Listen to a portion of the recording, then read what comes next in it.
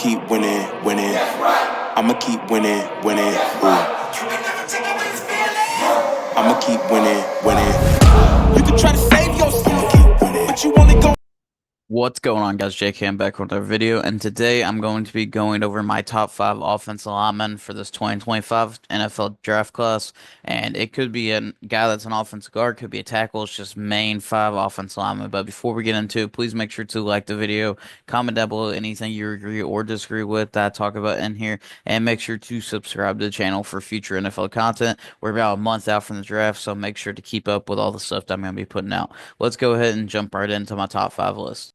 So coming in at number 5, we had Josh Simmons, offensive tackle out of Ohio State. He actually started at Arizona State, a little bit of a lower college, and then ended up transferring into Ohio State. He came in measuring at the combine 6'5", 317, and mainly he's going to be a true tackle. He's one of the few actual true tackles in this draft class, since a lot of the guys that we're going to look at are seen more as guys that may be guards for the first couple of years. But Josh Simmons is actually a true tackle. He's played tackle all 3 years in college. He ended up starting at Ohio State and playing very well once he ended up coming in.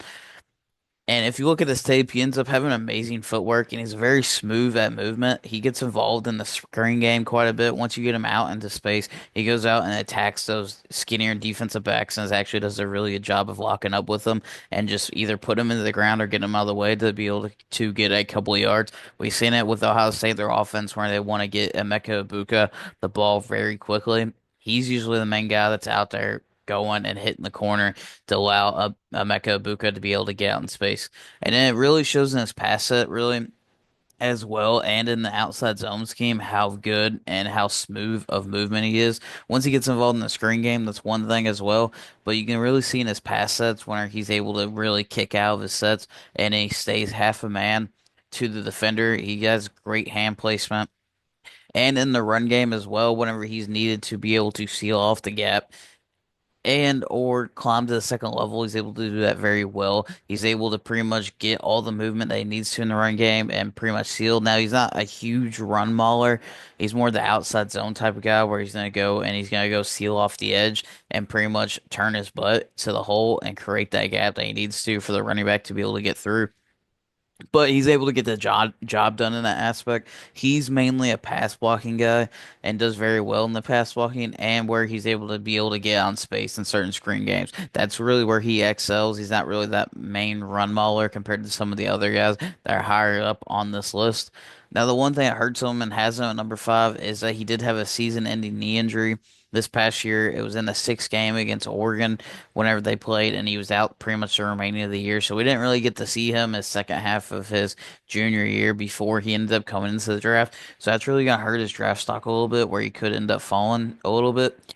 If he was healthy, ended up playing consistently, he could have been easily a top 10 pick. Now he's kind of being mocked. I've seen him a little bit to the 49ers at 11, but he's mainly in that 20s area in the draft class, usually to the Houston Texans or around there with one of or the Rams. I've seen quite a bit.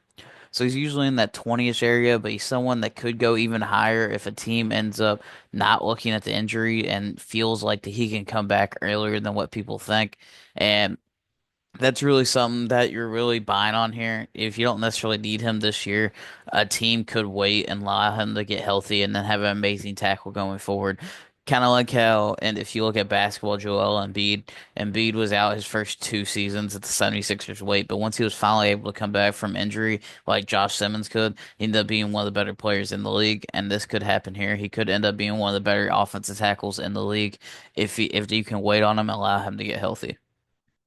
Now on to the number 4 best offensive lineman in this draft class. To me, some people would have him at number 1 and even higher. I'm not the biggest fan of him. Is Will Campbell. Now Will Campbell is a very good football player and he's a very good offense tackle. He's been a 3-year starter. He measured at 6'6", 319. He's one of the bigger offensive linemen in this draft class. Now, some people think they could end up playing guard. I don't necessarily think that he could play much guard in the NFL. His play style just doesn't fit an offensive guard. He definitely fits tackle, and especially with his size. He's an offensive tackle. Now, my main question and concern with him are a couple things where he's ended up playing. He does have great IQ, so he identifies blitzes very well. But one of the things that he does, and that hurts him, is his feet. he gets beat quite a bit on in a lot of pass pros and in his run game. He's not really that much of a run mauler. And the tape that I've watched of him, a lot of times it's where he gets beat on the inside. He ends up oversetting his defenders in a lot of pass sets, and whenever he oversets them, he ends up giving them the inside, and they either a lot of times would hit him with a spin move back to the inside, and he just doesn't have the footwork to be able to post back to the inside to be able to cut him off, and they get a free lane to the quarterback. And then oftentimes as well in the run game, he's not a crazy run blocker at all. He can't just fire off and move someone straight off the line and be able to create a huge gap. Most of the time when it was run blocking, he was getting stalled at the line of scrimmage, so he wasn't getting any movement. He would lock up with the defender very well, but he would kind of stop his feet and he wouldn't keep moving his feet to be able to move the guys off the line of scrimmage. So there wasn't that much of a run push bomb. And then another question that a lot of NFL scouts have had are the shorter arms that he has. He did come in the combine with some of the shorter arms from a prospect that we've seen. I know that's not really the biggest issue because you look at guys in the past like Rashawn Slater, who's the offensive tackle for the Chargers. He kind of had shorter arms, and that was one of the questions. But he's came in. He was a around the top 10 pick area, and he's been one of the best left tackles in the NFL over the last couple of years. So that's not as big as a concern. But my thing is he doesn't really get that movement. He's not a very powerful player to be able to play offensive guard, in my opinion. And that tackle his footwork isn't really the best. He ends up getting beat a lot on the inside. He doesn't really shoot his hands a lot, and then sometimes he ends up getting bull rushed straight back into the quarterback because he's not a very powerful player. And with him not being a very powerful player, if he's getting bull rushed and pushed back in the SEC and not getting movement, I know the SEC is the best college football conference in football, but once he gets up to the NFL, there's a lot more skill and talent than there is in the SEC, and it's just going to get worse as the years go on. And with him not being that powerful player, I don't think that he can play guard. I think he could play tackle a finesse way, but he gets bullied a lot in college. So I don't know. A lot of people are very high on him and see them and see the 3 year starters and see some of the quickness and technique that he has. But I'm just not. That's all good, but. I just don't necessarily see some of the other things that come along with it. He's not a particularly great run blocker. He's not a crazy pass blocker. He gets beat on the inside a lot. So I think he is the fourth best offensive lineman in this class, just based on his experience that comes with his great IQ. But some of the other areas he definitely needs to end up getting better. I think we see that sometimes some people have him going mock to four. I would take Membu over him at number four, but I do think that he's going to go pretty early into this class. On to number three of my top five offensive linemen. At number three, I have Tyler Booker. He's 6'5", 321. He's not necessarily looked at as a tackle. He is a true guard. He played guard all 3 years at Alabama. He didn't start every year. He started his sophomore and junior year, but he didn't. He definitely got in and played in the rotation his freshman year and in at least 12 of the games, but he didn't play in every single one or start in every single one. But at 6'5", 321, he's definitely one of the bigger ones. He actually is bigger than Kelvin Banks and Armand Membu both, but he's not really seen as a tackle. He played all 3 years at guard, and his tape was one of the ones I was definitely the most impressed with whenever I was breaking down, and I've broken down all these offensive linemen. So if you haven't seen it, please go on the channel and check all those videos out of all these offensive linemen that I did a breakdown on. But he's definitely was the most shocking and one of my favorite players in this draft. With him working up to the second level, he was by far the best out of any of the offensive linemen when working up to the second level. A lot of the offensive linemen in this class didn't necessarily take the best angles, and then they had a very hard time locking up with those second level defenders like the linebackers and all those type of guys. But he did it very well. Almost every time, if he needed to climb up, he would get a great push on the first level and then climb up perfectly up to the second level, and he plays with amazing power. He has a great combination of pass blocking and run blocking. His pass blocking is a great high IQ. He ended up playing for 3 years at Alabama. He didn't redshirt. He started for two of them. So he definitely has the IQ that Will Campbell would have as well. But obviously with the IQ, you have to be able to execute and see it. And he ends up doing that a lot of time in his pass pro. And then secondly, he has great power. So once he's able to go into the run game, he just mauls people off the line of scrimmage and creates that gap in the running game. And then once he's able to pretty much create the gap and power them off the line of scrimmage. He ends up going to the second level very well, and then he takes great angles and cuts them off. And he has some of the best double teams on tape that I have seen out any of the offensive linemen here. He worked very well with the center at Alabama and the tackle. And he had some of the best combo blocks up to the second level of anybody. He also has the highest floor in this draft. So what that means is he pretty much is the least likely to bust no matter what. He's going to be a great solid starter for anybody that can take him. And seeing that is he may not be the all pro immediately, but he's definitely going to be a solid starter and be kind of that Pro Bowl level and be a solid NFL player at that guard position for a very long time. He could go several different spots. In my opinion, I really liked him to the Bears before they did a lot of trading and bringing in a lot of guards. I think he could be a replacement for Jonah Jackson as well if they ended up wanting to take him at number 10. I do like him to the Dolphins. That's probably one of my best fit. If Armand Membu's off the board, I think Tyler Booker goes very well with the Dolphins if they're wanting to attack offensive line to be able to help out Tua.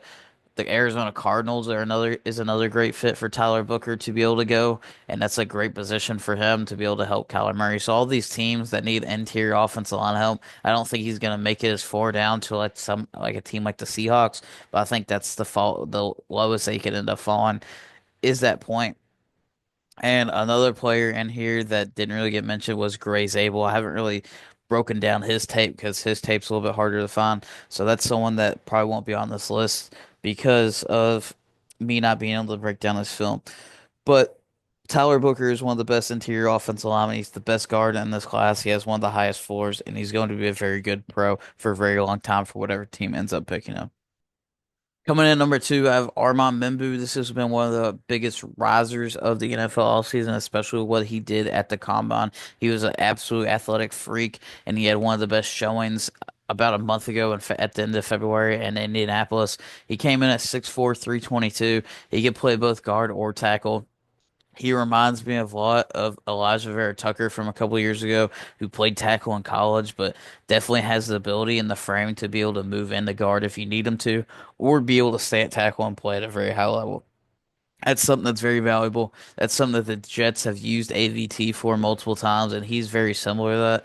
He has great body control, so what that means is he has great under his feet. He doesn't really lose balance. He has a great set in either pass blocking or run blocking, and he's a very good outside zone scheme blocker, which is most of the NFL nowadays. He's able to pretty much go and has an amazing first step. So when you have a very quick first step, he's able just to beat them to the point of attack and turn. You've seen this a lot in the Missouri film if you break down Armand Membu. A lot of the times they would run outside zone, and where they did, it was most of the time to Membu's side at right tackle. And with his very quick first step, he was able just to pretty much attack their outside shoulder, run to the outside and get to that point, and then turn his butt to be able to seal him off. And every single time he would seal him off, they would get at least 4 or 5 yards on that run play because on the outside zone scheme, if you can't seal off the edge, it's not going to be pretty much anything. So with him being able just to seal the edge almost every single time, they were pretty much just able to run to his side at will.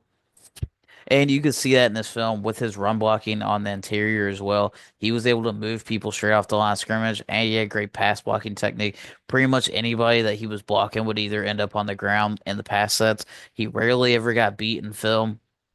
Anytime you watch this film, he pretty much beat anybody across from him. He didn't get pushed back a lot, so he was making a clean pocket for the quarterback. So anytime that anybody would try to bull rush him, he was able to anchor down very well and use his hands and his technique to pretty much stay at where he needed to be. So there wasn't any pressure on the quarterback, and he was great in the run game on the outside zone, like I said, and he was able to identify several places. He's one of my favorite offensive linemen in this class. I was debating since he's been rising up some of the boards in the NFL Combine, how well he was able to play, and then you go back and look at his film, how well he ended up playing at college. I was debating on putting him at number one. He's very close to number one and could make an argument for the best offensive lineman in this class. I think that we're starting to see that with many mock drafts and how many teams are looking at him.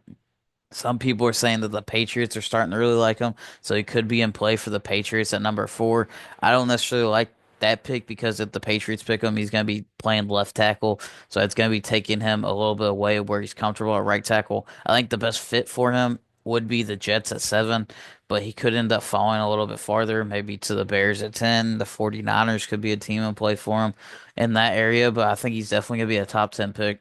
And he's probably one of my favorite offensive linemen in this class. And I definitely struggled with he might end up moving up to number one over the next couple weeks, in my opinion. He's very close with whoever's number one on this list. So on to number one, the best offensive lineman in this class, in my opinion, so far as of right now, is Kelvin Banks.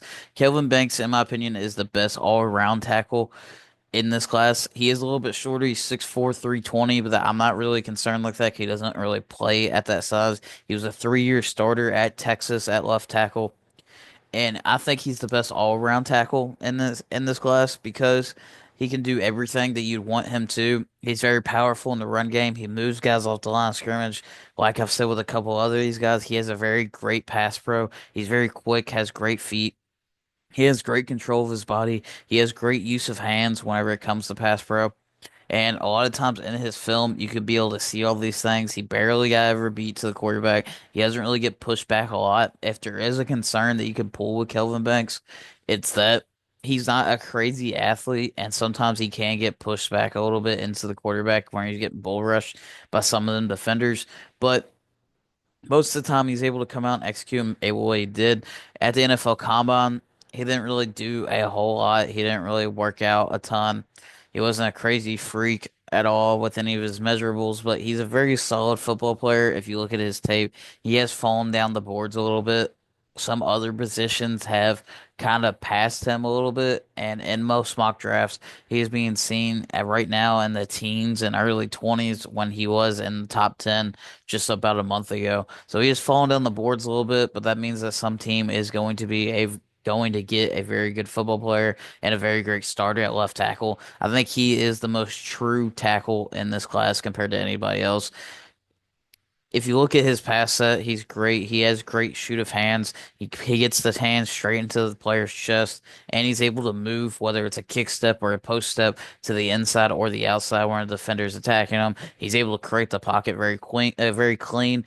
Quinn Ewers ended up having a lot of time this year at quarterback, and he ended up having great protection all year, and that's because of somebody like Kelvin Banks protecting his blind side most of the year. And then in the run game, he's able to get after it, pretty much use his hands and his hips to be able to explode through his stance to be able to get off on these guys. I think he would be a great fit in Jacksonville with them needing a left tackle. I don't think he's going to go that high at number 5 anymore, but I really do like the fit with Kelvin Banks in Jacksonville. A lot of people in my latest mock draft, if you haven't seen it, go check it out. I did on Tuesday. He fell all the way to the Texans in the late first round, and that would be a dream fit for them after getting rid of Laremy Tunsil, getting a guy like Kelvin Banks to be able to come in there. So if he falls all the way down, somebody's going to get great value. I could potentially see a team that needs a left tackle moving up for him. Maybe the Texans, who just got a bunch of picks for the Laremy Tunsil trade and the Kenyon Green trade, they could end up moving up for him. Maybe Seattle ends up taking a chance. I know they have not Kelvin Banks. I know they have Charles Cross out there at left tackle and Abraham Lucas at right tackle, but a lot of people think that he could end up playing guard. That's not I think he could excel at guard, but I wouldn't necessarily draft him to play guard. I would play him at tackle, so I don't necessarily think Seattle would be the best fit for him. But a team that definitely needs a true left tackle, he would be able to slide in there immediately and play very well there. And that's why he's the number one offensive lineman in this class, in my opinion. Out of all these offensive linemen that are kind of tweeners, could play guard or tackle, I think he has a great shot of being a very good tackle for a very long time in this league. So this is the top 5 offensive linemen in this draft class, in my opinion. If you did like the video, comment down below anything you agreed or disagree with, and make sure to hit the like button. Make sure to subscribe to the channel for future NFL content that I'm going to be putting out. And thanks for watching. Yeah, feel like John Moran. Need a triple double. Told him check the stats. Yeah, I got a couple. I don't drop the ball. Now I never fumble. I'm the MVP. Now I feel like Russell. Feel like John Moran. Need a triple double. Told him check the stats. Yeah, I got a couple.